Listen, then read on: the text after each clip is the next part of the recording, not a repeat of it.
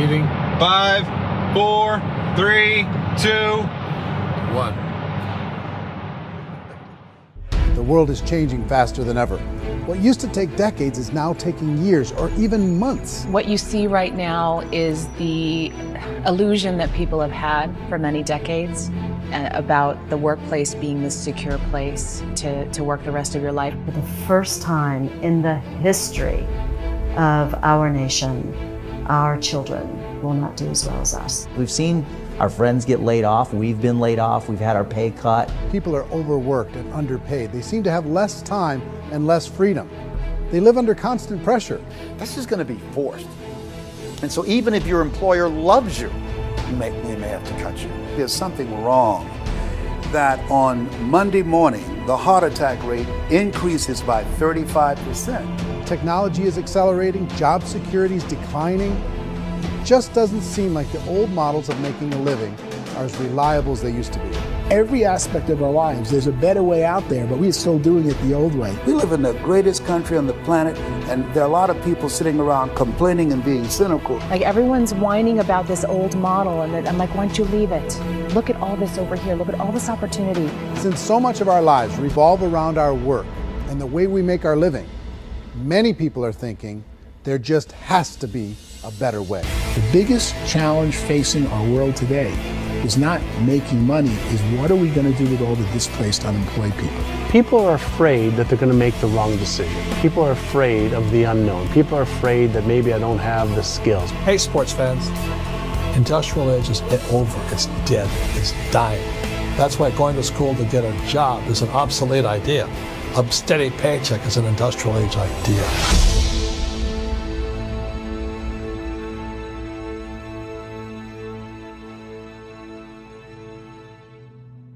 It's the search for answers that has brought us here together today. My name is Eric Worre, and for almost 30 years I've been an entrepreneur, struggling at times, but ultimately succeeding. As a best-selling author, speaker, and business owner, I've spent my entire career helping millions of people around the world to become entrepreneurs. And I believe strongly that there is, in fact, a better way when it comes to how we make a living. The career landscape has changed dramatically, and many are still working in a model that is completely out of date. What worked for previous generations isn't working as well for people today. In this film, we're going to explore 3 important questions. First, what's really going on in our working world today? Second, in this new economy, is it better to become an entrepreneur, or is it safer to work for someone else? And third, if a person decides to become an entrepreneur and start their own business, how can they do it without taking on massive risk?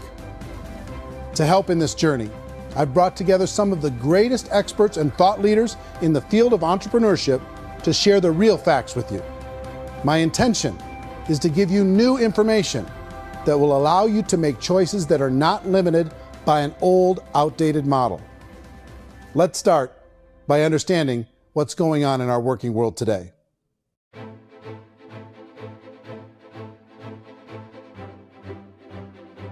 Let's look at unemployment. 30–40% of the people are honestly not working, but would be working.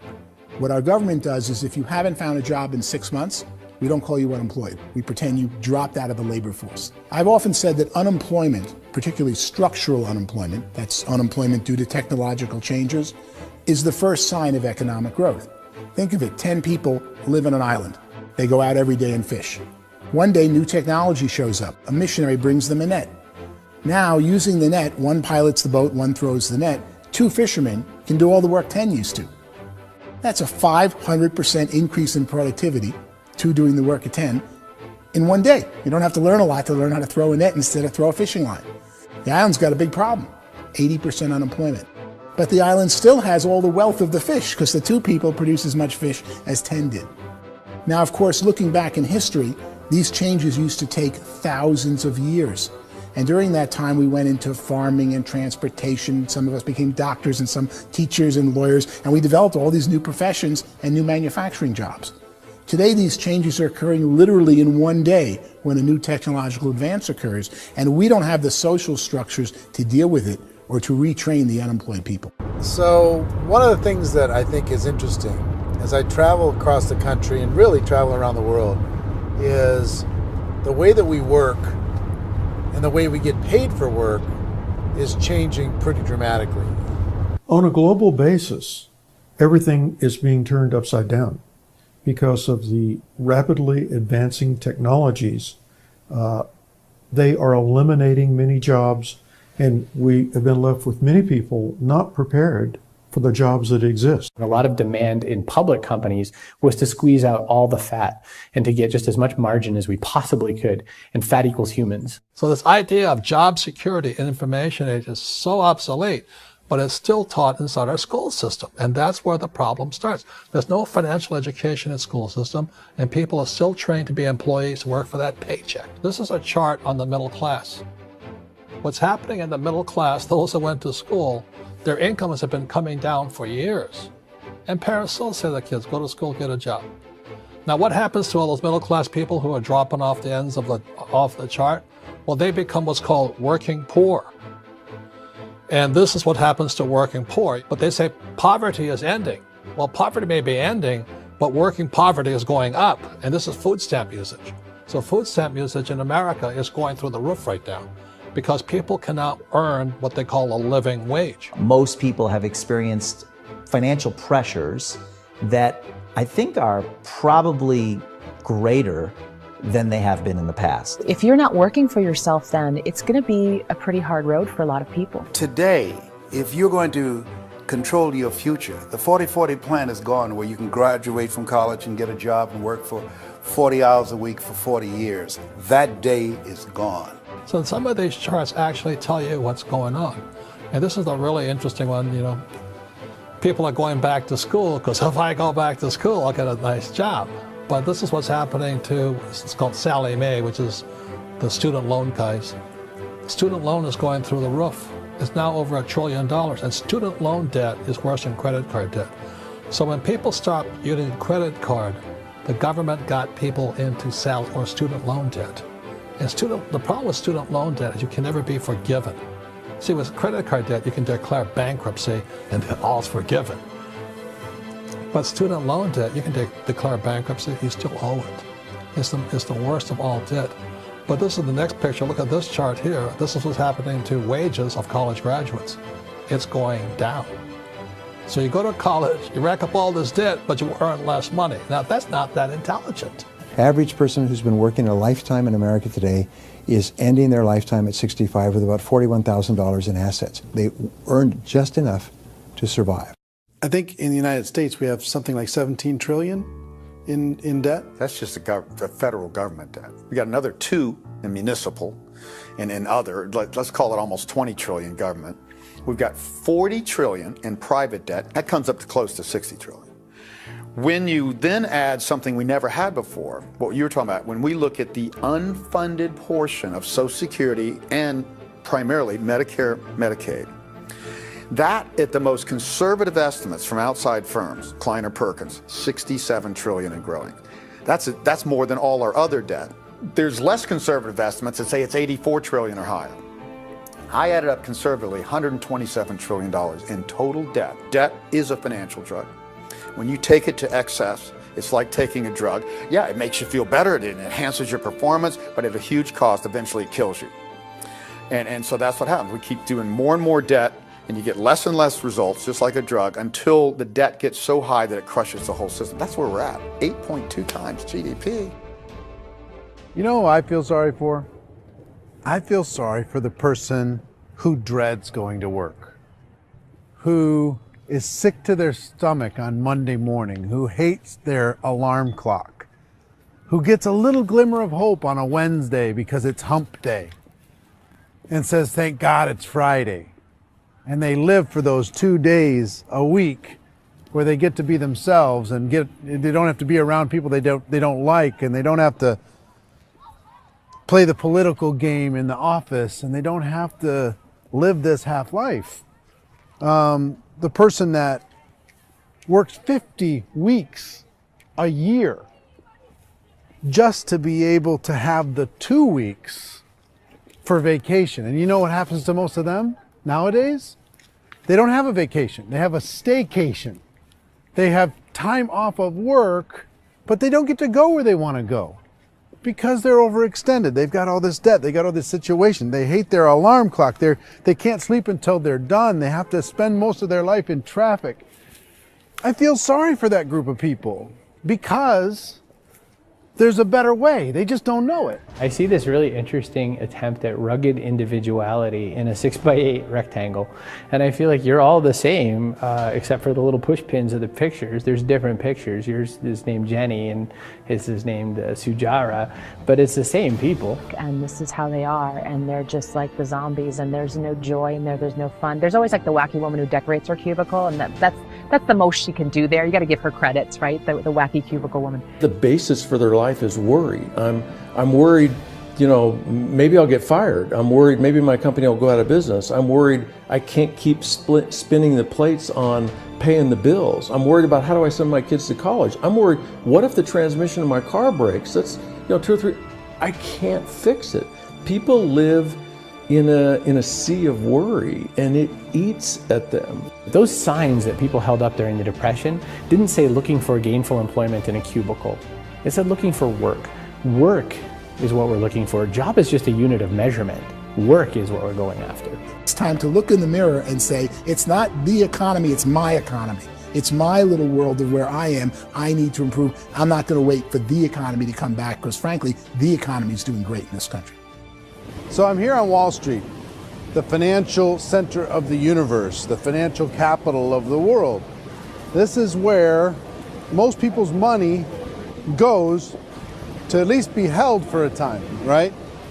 With interest rates in banks being effectively zero, and many experts are predicting it's going to stay at zero for the next 10, 20, even 30 years, people feel like they don't have any choice but to put their future into equities, to put their future into the hands of other people on this stock market, and hope that the stock market goes up, hope that the stocks that their advisors pick or that they pick goes up.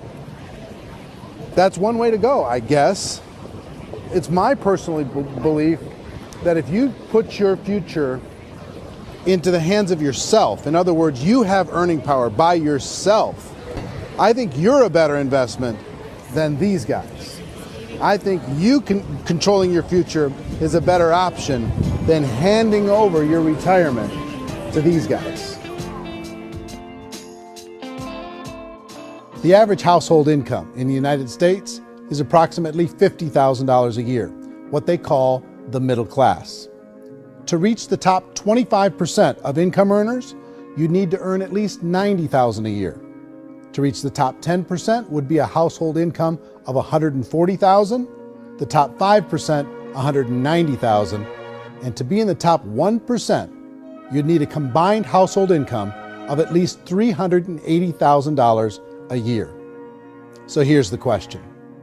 What do you think would give you the best chance to move up and get to the top 10%, the top 5%, the top 1% or beyond?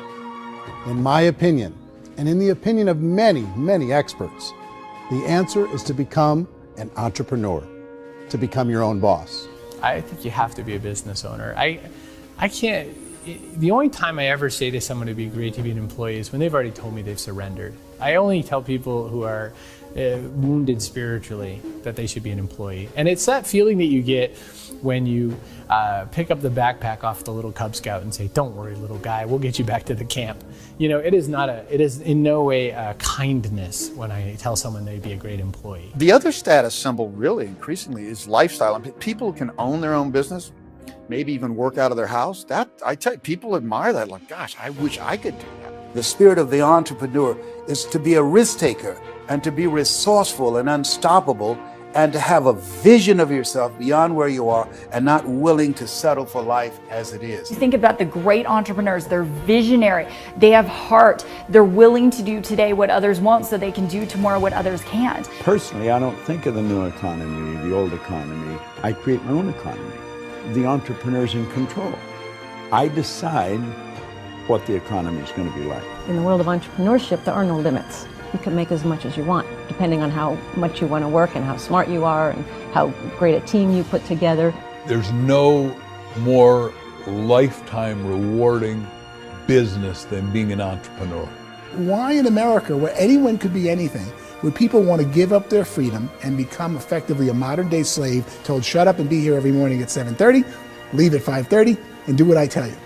If people decide to become an entrepreneur and work for themselves, they have some traditional options, but they're riskier than you might think. Any kind of a retail business, retail build-outs, is extremely expensive. Even just these small little yogurt stores where they're putting little yogurt machines and you get all the different flavors, you're spending $200,000, $300,000, $400,000 to open a yogurt shop. I would love to buy a Dunkin' Donuts, but it's $500,000 or so to start. I don't quite have that just in case money. Risking lose it all, and most guys do 2 or 3 times, and even big guys like Branson, because I'm such a fan of his, half his companies don't work. If you make $1 million, your problems are going to go. If you make $1 billion, your problem's really going to go. Just the opposite. You and I know when you're making $1 million, you got $1 million responsibilities. You make $1 billion, you got 1,000 times $1 million responsibilities. And most people say, I'd love to be my own boss. 70% of Americans would love to be their own boss, according to recent polls. But they don't know how to get there. Because what are you going to do? One, you could buy an existing business. If somebody's selling an existing business, you have to ask why. Usually because it's probably hard.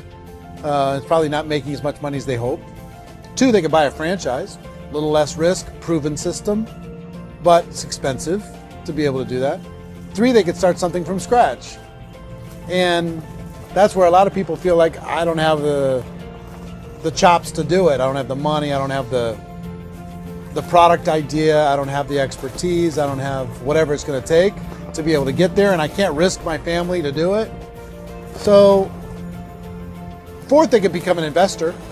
A lot of people in this town invest to try and figure out a way, but you got to be pretty smart with that game too, right? Venture capitalists, who are the very best and most sophisticated in investing in new breakthrough businesses, make it on 1 out of 11. That means 10 out of 11 are mediocre or fail. Most of them fail.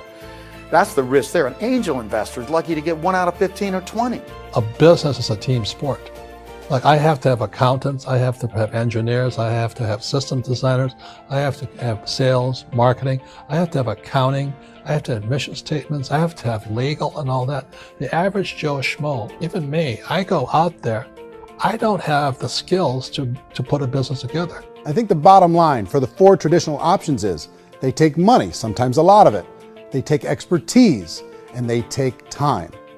All of that adds up to just too much risk for most people. I bought a business from somebody else and it was a lot of work. And you start wondering, what did I just buy? Because I guess ultimately I own your email list and I just overpaid for it. People that start their own business, they spend a lot of money, they spend a lot of time, a lot of effort to get things started. And the more you invest on the upfront, the harder you typically work at it. Well, I can tell you what the success rate is of a restaurant. What is it? They're crazy enough. About 90% of them fail. About 90%, in how quickly? Year less. Wow. And if we're talking non-franchise, we're talking franchise, Sure. That's totally different. Yeah. But our students aren't getting franchise restaurants. You gotta invest big money. Exactly. And with someone like McDonald's, you've had to work with the company for a long period of time, really know the To even have a chance at investing $1 million. have a chance, and it's a slim chance. What if there was a way that you had all the proven aspects, the comfort aspects, and you could still control your own life? What if there was both? In other words, you didn't have to create everything from scratch. You didn't have to be a super leader.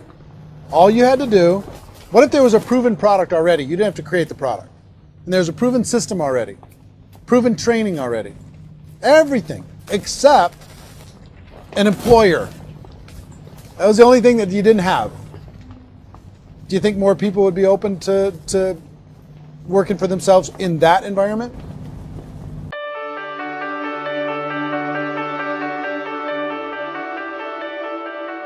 In our search for a better way to make a living, we've come to the conclusion that becoming an entrepreneur is actually safer than being an employee. And through our look at the entrepreneurial options, one particular path kept coming up from expert after expert. And I think most people will find it surprising because it's certainly a non-traditional business model. That model is for people to start their own business and become an entrepreneur through the creation of a network marketing business. Some people call it direct selling. because the product is being sold directly from the manufacturer to the end consumer, cutting out the middlemen. Other people call it multi-level marketing, or MLM, because there are multiple levels of commissions paid. The most common term today is network marketing, because network marketing best describes using a large group of independent distributors, independent entrepreneurs, to move a product or service more efficiently. So my friend here, Donald Trump, and I, we always write about the network marketing industry. And the reason we support the network marketing industry is because it really is a business school for entrepreneurs. Because most people come out of school looking for a paycheck. Oh, that's terrible.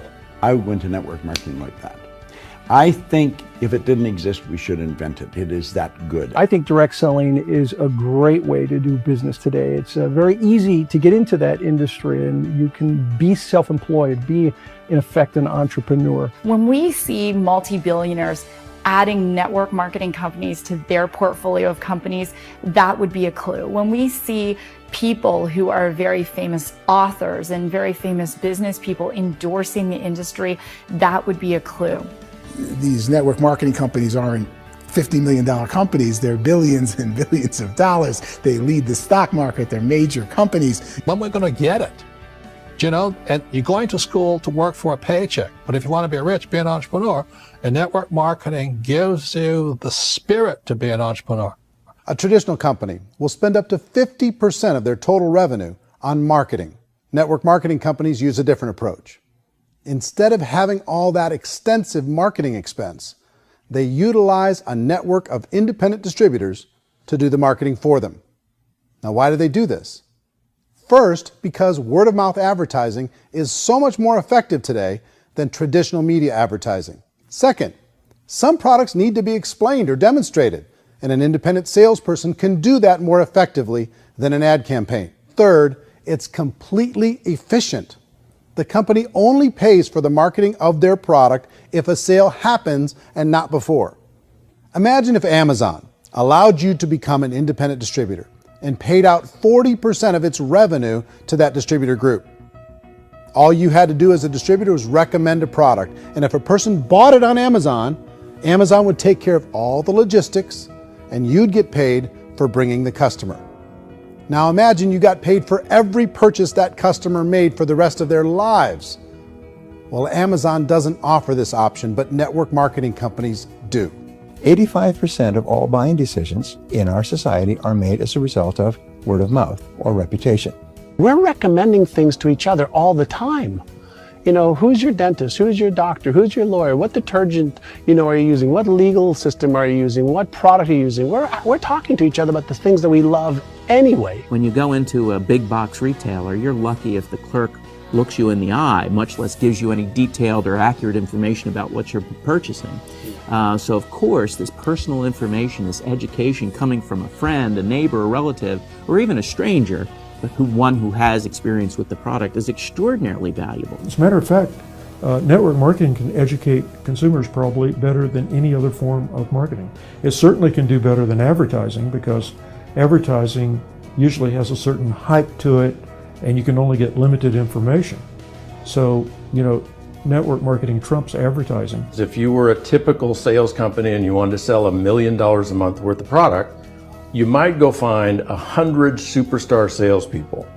The quota would be $10,000 a month. So network marketing as a distribution system just flips the numbers. So we use 10,000 happy, raving fans of a particular product, and we don't concern ourselves so much with how much product each one of them individually sells. If they sell just $100 or $200 a month, and there's 10,000 of them, you're selling $1 million to $2 million a month worth of product. And that's the best way I can explain how network marketing works. This is the marketing arm of the company. There's not money being wasted on bricks and mortar. There's not money being wasted on inventory that's sitting stagnant somewhere. There's not of employees standing around that don't have customers. These are people that are going to connect with customers. These companies allow people to become independent distributors for extremely low cost and with no minimum time or sales quota. Essentially, they own their own business and can provide as much or as little sales as they choose. In other words, the distributor gets all the benefits of traditional business ownership without the risk. The advantage of network marketing is the ease of entry, the low risk, and the low startup cost, because almost everything else has very high risk. You can get in for a minimal investment. You're buying into a system that's already been proven, products or services that have been proven to work. The keys to network marketing is providing an opportunity for the masses to get involved, providing an opportunity for the average person who doesn't have the resources to start their own business. All of this so far is fairly straightforward, but network marketing offers another benefit, and it's this benefit that makes it so interesting for entrepreneurs. Network marketing allows a distributor to build their own network of other distributors and then compensates them on the sales created by that entire group. Direct selling is, at its base, very simple. It's the sale of a product or service to an individual on a face-to-face, one-on-one basis, just the way we're talking right now. But there's an important element as well, and that's the offering in conjunction with that sale of product, the offering of an opportunity for someone to make something of themselves. No matter what your social status is, no matter what language that you speak, I mean, look how many unbelievable people are becoming successful that speak every kind of language out there. What an awesome gift to give the world. Instead of having to work your way up in a system and prove that you could be a sales manager, they just decided everybody can be a sales manager. Everybody gets to build a sales team from day one. And so what that brought into the system of growth as a direct selling company is the concept of compounding or geometric progression. Because now you can actually grow a sales force very quickly because everybody is enrolling people in their own sales force. People who are like, oh, this is weird, I'm building a sales team, or what do you think you do at a regular company? How do you think a regular company works? Network marketing is the only industry that doesn't say your past determines your future. It looks at your past and says, okay, now what can we train you to do so you can have a great future? Every other employer out there wants to exploit you for what you already know, not teach you something new. Network marketing has the potential to save the United States and the world because it's going to teach people not to be employees, but to be entrepreneurs.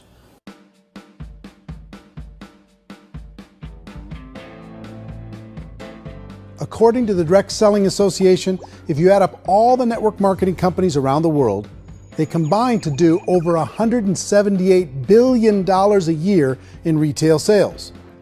To give you an idea of how big that really is, the NFL, the National Football League, does approximately $9 billion a year. The music industry does a little more than $16 billion a year, and the movie industry does about $80 billion a year. Using a conservative average, network marketing companies pay their distributors about 40% of that $178 billion in the form of commissions, which adds up to more than $71 billion a year. That's almost $6 billion a month. It's almost $200 million in commissions every single day. So it's certainly working, and people are making serious money in network marketing. With the growth of the direct selling industry over the last 10, 15, 20 years, we've seen a broader understanding of the channel. We have seen more and more people getting involved in the business, so our penetration in the marketplace has increased, and thus the understanding in the marketplace of who we are has increased. And we've seen non-direct selling companies look at the direct selling model and say, something's going on there. People are making money. Companies are being profitable, individuals are being motivated, product is being delivered to market. Maybe we should explore this. Some people think only the people at the top make money. Well, let's take a look at that as well. In the network marketing profession, there are roughly 500 people in the world who earn over $1 million a year. If you round that number up to $2 million a year, that adds up to about $1 billion a year. That takes the $71 billion paid out each year down to $70 billion. So where does the rest of the money go? The vast majority goes to part-time people making anywhere from a few $100s a month to many thousands of dollars a month. It goes to people who choose to make it a full-time career move and earning even more than that. Every day, people are using the money they earn through network marketing to pay off debt, have more fun, and improve the quality of their lives. Everyone I know in network marketing has been doing that since the 50s. They go to work when they want to go to work. They stop working when they want to take time with their children to have a leisurely breakfast and discuss issues and driving to school. They go back to work when they get home, wherever they're working out of. The biggest thing that I've seen is people that have become much happier in their life. MLM has probably made more millionaires of more people in more countries, and I've spoken to them in 67 countries, than any other single form of business, starting from nothing. If they have a choice between working a job for the next 10 years or working a network marketing business for the next 10 years, the result of working the network marketing business will be better. A lot of people within the industry go on and make this a career and do extremely well at it. Network marketing has been nothing but good for everyone I know that's been involved with it because they did it seriously and they played full out and they've been very successful. It's been a constant barrage of success stories and people showing off stuff that they got as a result of it. How many people are involved? Approximately 16 million Americans and 96 million people around the world are currently participating in network marketing.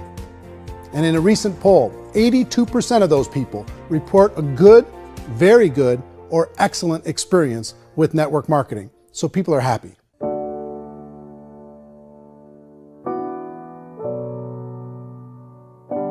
So I've taken a look at the network marketing profession and really tried to understand why so many people are confused as to the validity of this as a business.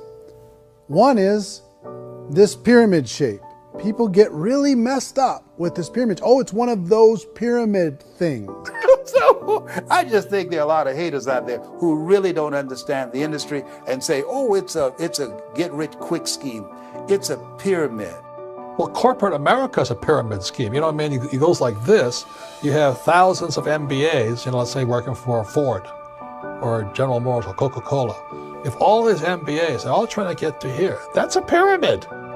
Only one guy's going to make it. Every 10 years, one's going to make it. Whereas you look at network marketing, it's like this. So you're here, and your job is to develop other CEOs coming up behind you. So it's an inverse pyramid. In network marketing, it's a very simple concept. If you sell product, you get paid. It is paid based on production. There is no first mover's advantage.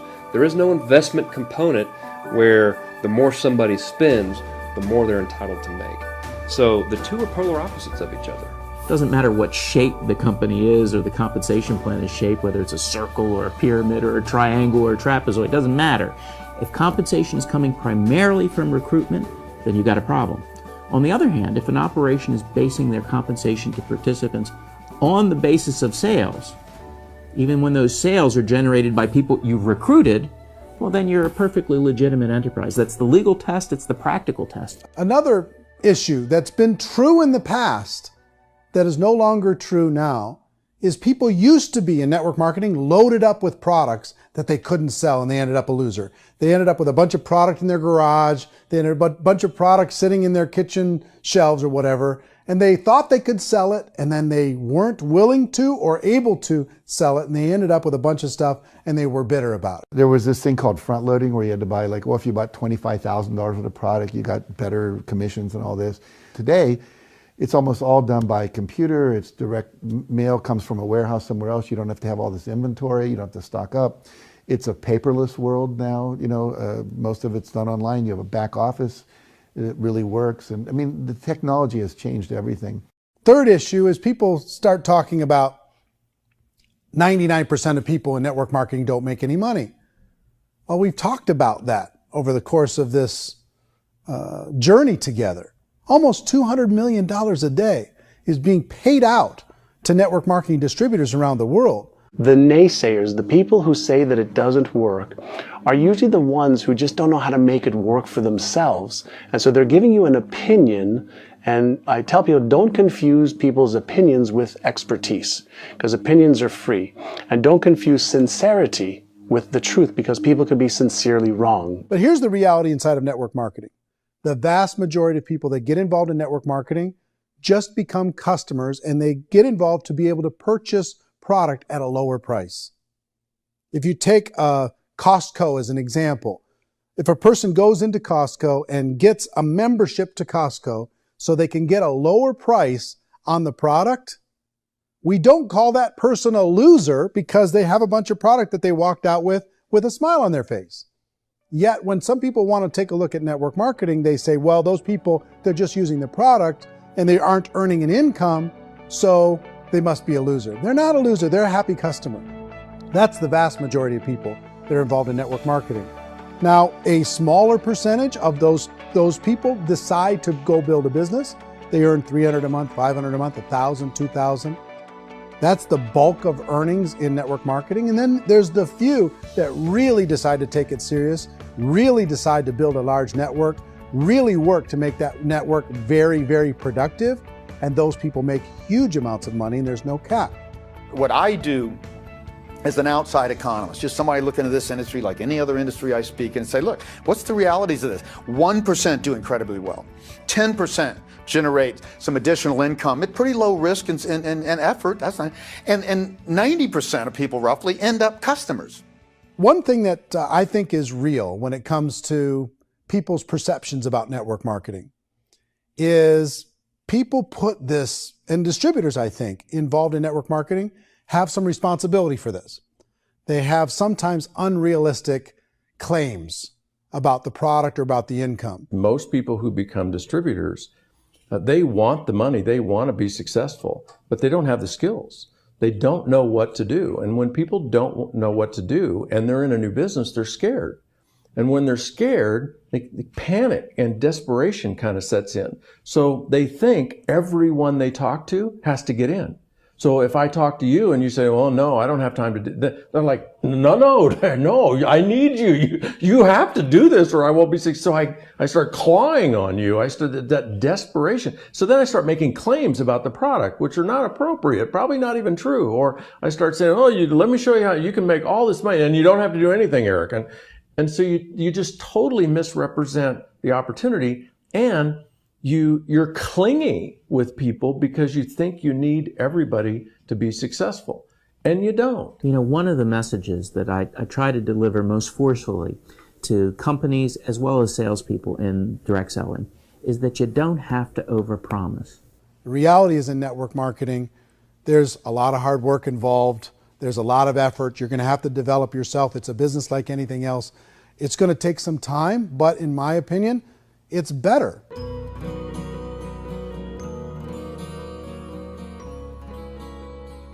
It's light years better for people starting today than it was even 5 years ago. I think it's more widely accepted now, and people understand it is a business. It is being an entrepreneur. It is being a business owner. Our belief system is based upon our evaluation of something. And frequently, if we reevaluate a situation, our belief about that situation will change. The industry has changed and it's grown up. It's totally transformed. You've got young people today that have grown up with social media, and they understand networks. They understand how people are connected through technology, and they understand how money flows through those networks. So when they see network marketing, they don't see it the way their parents saw it. And we've all learned, the larger industry that you represent, has all learned from those mistakes and flaws and errors that have happened early on. Early algorithms didn't work the right way. That's all fixed. It's like when they design a computer program, they design the program, then they run it, and then they go back through and they debug it. The MLM industry has been debugged. This is the day of being virtual, being able to run a business from your mobile phone. I mean, it's incredible. Companies are getting smarter.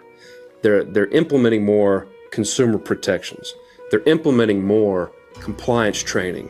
They're doing more with respect to product research. If you do get involved and you make purchases of inventory, even on a voluntary basis, if you decide that this business is not for you, you can leave and have that inventory repurchased by the company. There's no other business that offers that kind of protection on a voluntary, self-regulatory basis.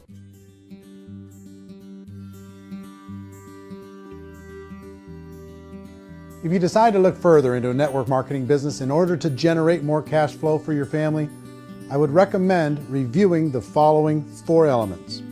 First is the product or service.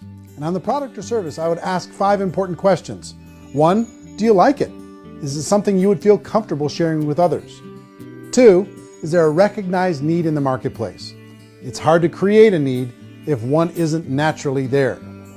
3rd, does the product meet that need? Does it solve a legitimate problem for consumers? And 4th, is it priced to sell?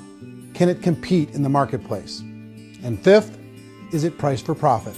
Is there enough margin for the company and the distributor to be able to generate income for the long term? If you can answer the questions on the product to your satisfaction, the next element to consider is the company itself. Is it well run? Do you believe in the founders or the management team? Do you feel they have what it takes to go all the way?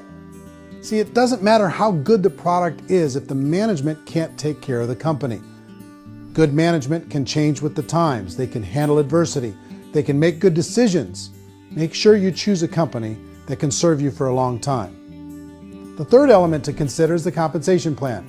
And with that, there are 3 important things to look at. First, a brand new person needs to be able to generate some money fairly quickly. It may be an obvious reason, but you can probably imagine the ripple effect of a distributor getting involved and having even a small victory fast. That can only help with the overall success of the organization. Second, a person should be able to develop a moderate part-time income in a reasonable period of time. As they develop their network and as their sales grow, they should be able to enjoy more benefits.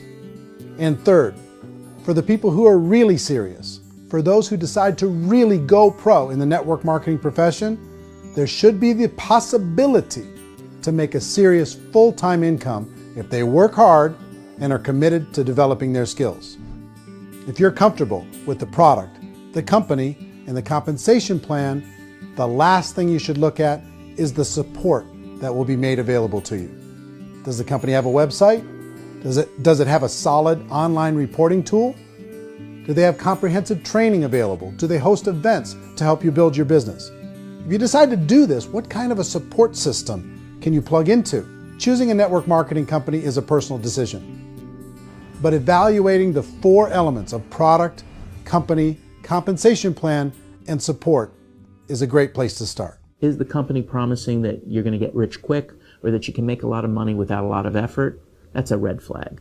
Is there a product that you really believe in that you think can be sold?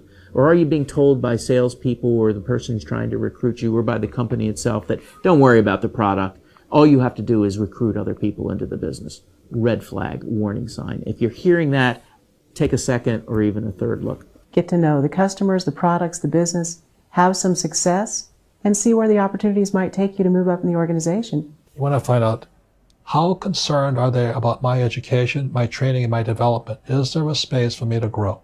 Most important question. Learn everything that you can about the product. Make sure it's something that you believe in, and learn everything you can about the industry and work that system. You have to be very passionate about whatever that company is doing. I would get involved. You can always test drive anything, the product, the service, the community, and then lean into it a bit. If it feels good, then lean into it a lot.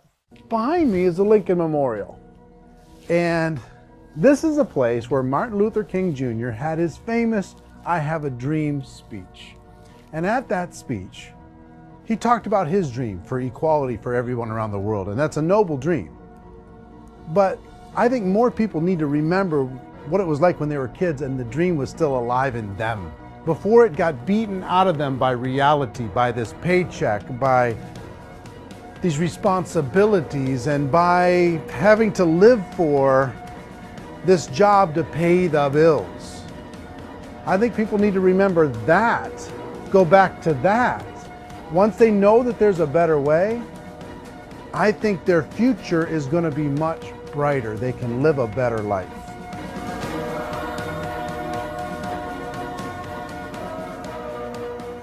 So if you're considering getting involved in a network marketing company, let me offer you just a few pieces of advice. First, network marketing isn't perfect. It's emotional, it's challenging. Like any entrepreneurial venture, it can have its up days and its down days. But if you have an entrepreneurial bone in your body, it's just better. Second, if you're gonna do it, decide to be professional. Decide to go pro. It's better to do that than just be this amateur sticking your toe in the water. Third, as any professional, you're going to have to learn some new skills. And I promise you, inside of the network marketing profession, they're not too difficult to learn. Fourth, like anything worthwhile, it's going to take some time. Don't expect that you're going to get to the finish line right out of the gate. And fifth, it's worth it. It's worth it to be able to take charge of your life again. It's worth it to be able to control your own financial situation. It's worth it for the people you're going to be able to spend time with. It's worth it for the things you're going to be able to see and the experiences you're going to be able to experience. It's worth it for the causes you're going to be able to contribute to, the lives you're going to be able to touch, the customers you're going to be able to help, the friendships you're going to be able to develop. I promise you, it's worth it. Remember, most people are searching for answers just like you are. But I do have to tell you the catch to network marketing. If there is a catch, if you want to understand this from an emotional point of view, people say, well, it sounds too good to be true. It's not, it's hard work. But here's the catch. Most people still don't understand it. So you're going to have to endure the loss of social esteem from ignorant people. The uneducated will think less of you. Now, if you can handle that, you're on your way. If that's going to destroy you, you know what? Entrepreneurship in general probably isn't in your future. If you can face that catch, you can become unstoppable. I want everyone to really contemplate this if they're not in network marketing. You're in a job, you probably have a mortgage, you have rent, you have debt, whatever's going on. You're in a prison. You work just hard enough to keep them from firing you, and they pay you just enough to keep you from quitting. Come on! I've been there, done that, and bought that t-shirt. In network marketing, if you run into failure, it's really just a homework lesson for yourself. There's no one to blame. You really have no excuse not to be successful. You just don't. People don't want to hear that, but there's so much available to you. If you want to be a good network marketer, be a student to the people above you, be a fellow traveler to the people on the same level, and be a teacher to those below, and know when it's appropriate to do which. People who are not afraid of asking people to buy things, or not afraid of persuading people with a chance they may say no, these people own the future. Nothing happens until something moves. So you got to go move, you got to go do something, or nothing's going to change in your life. In the beginning, you're going to do a lot of things that you don't get paid for. But as you go down the road, you get paid for a lot of things that you don't do. And your job is rehabilitate the spirit, the entrepreneur spirit in all of us. You get it back. You either give it a strong yes or a strong no, but no wishy-washy, dilly-dally stuff in the middle. There's dreams and there are nightmares, but I believe that the biggest nightmare of all is when you don't pursue your dream. You're going to see some monumental growth in this profession. It's an exciting, exciting time to be involved with the network marketing profession. The next 10 years, I see just exponential growth. When that tipping point comes, it's not a matter of asking somebody, have you ever heard about network marketing? You're really asking them, which company are you building your wealth in? We are here to fix the world, to improve relationships with other people, to improve other lives. And the real reward comes as an entrepreneur in any level from teaching somebody something and watching them soar. There is no greater reward.